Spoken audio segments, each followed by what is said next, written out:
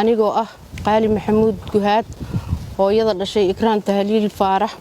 waxaan uga mahadcelinayaa go'aankii geesinimada lahaay oo uu qaatay ra'iisul wasaare Maxamed Xuseen Rooble oo shacabka Soomaaliyeed uu ka ballan qaaday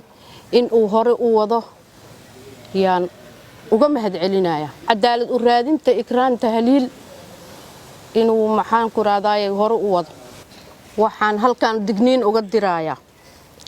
madaxweynaha muddaxileedkiisa dhamaaday Maxamed Cabdullaahi Farmaajo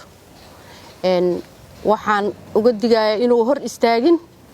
gabadhayda cadaaladeeda oo ninkan saaxiibnimadiisa uuna fiirinin ee uu fiiriyo cadaaladda gabadhayda u baahan tahay oo hay'adda nabad sugidda dhexdeeda gabadhayda lagu mishimay taasaan uga digayaa gabdhaa qabtaa wiilalaa qabtaa caruuraa leedahay awlaadka ma fiicno inaad fiirisid oo meesha nabsi iyo cuqubo kaaga imaanaysa aad fiirisid Ikraan waa gabdhahaadii oo kale waa dareemi kartaa xanuunka ay leedahay markii adiga canukaada oo ilaa yawmul hada ka maqan yahay adigoo kale isxisaabi sida adiga noqon lahayd yaan aniga maanta jooga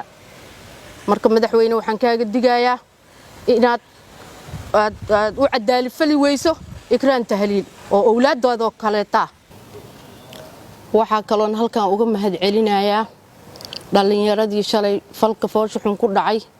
oo isxilqaamo saxafiyiinta ahaa oo sidii xun dhulka loogu jiiday oo sidii xun loo jirdilay oo qalabkoodii kaamirayaashoodii laga qaatay waa u mahadcelinayaa ayagoo shuxuurtoodii gabadha maskiinta oo dulman oo walaashooda u soo banaan baxay shuxuurtooda muujinayay sidii xun oo loola dhaqmay aadan uga xumaay iyo gabdhihii iyo wiilashii Soomaaliyeed oo saxafiyiinta ayaguna garab taagnaa ayagana waa u mahadcelinayaa aad iyo aad ugu mahadcelinayaa dhalinyaradaasna waxa kale oo halkan uga mahadcelinayaa shacabka Soomaaliyeed oo walaalahay dal iyo dibad meeshay joogan aad u mahadsantihiin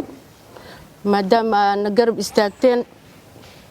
maalintii Ikraan la afduubay ilaa hadda aad ayaan idinku mahadcelinaa still waa u baahanahay inaad i garab istaagtiin wali ilaa ay Ikraan hesho cadaalad